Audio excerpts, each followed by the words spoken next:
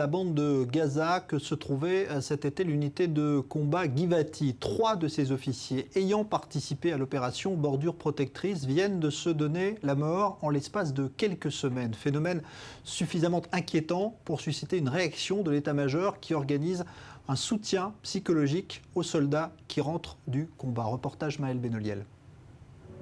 Un drame qui brise le tabou. 3 soldats de la même unité combattante de Tsahal, celle de Givati, ont mis fin à leur jour.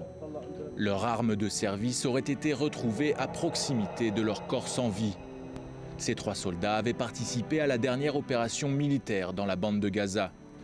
Pour ce psychiatre et ancien responsable de la santé mentale dans Tsahal, ces suicides ne seraient pas liés a priori à leur participation à Bordure Protectrice. La guerre, le combat ne sont pas des causes de suicide. Je ne me souviens pas d'un tel cas dans toute ma carrière. Donc il vaut mieux attendre les résultats de l'enquête afin de comprendre ce qu'il s'est passé, car dire que des soldats se sont suicidés parce qu'ils ont combattu à Gaza me paraît tout simplement illogique. En revanche, il est possible que, et là j'émets juste une hypothèse car je ne connais pas les détails de ces dossiers et qu'il vaut mieux attendre les résultats d'enquête, qu'il existe un phénomène de suicide par imitation. Un effet domino, un premier suicide provoquerait les 2 suivants. Une première piste pour tenter d'expliquer le geste de ces 3 soldats. Pourtant, en 2006, Tsahal a mis en place un programme de prévention des suicides qui aurait permis de réduire de 70% le nombre de suicides dans l'armée, avec la mise en place d'un centre d'appel d'urgence. Mais ici, à Iran, depuis la fin de l'opération Bordure Protectrice, on constate une nette augmentation des appels. Bien sûr qu'une opération militaire comme Bordure Protectrice peut laisser des traces.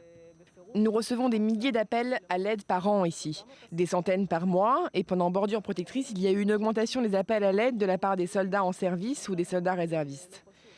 Il y a par exemple ce soldat réserviste qui nous a confié qu'il a été 30 jours à Nahal Oz et que depuis qu'il est rentré, il n'arrive plus à dormir la nuit, sans se réveiller au moins 2 fois, qu'il fait toutes les nuits des cauchemars, qu'il a des nausées, un manque d'appétit, qu'il se sent déconnecté de sa vie et que sa femme ne le reconnaît plus.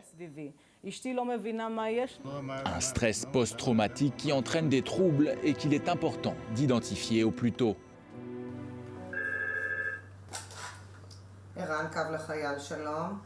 Malgré l'existence d'associations comme Eran et les nombreux efforts de Tsahal pour tenter de prévenir et d'éviter le passage à l'acte, le suicide constitue pourtant la première cause de mortalité chez les soldats de l'armée israélienne en dehors des périodes d'opérations militaires ou de guerre.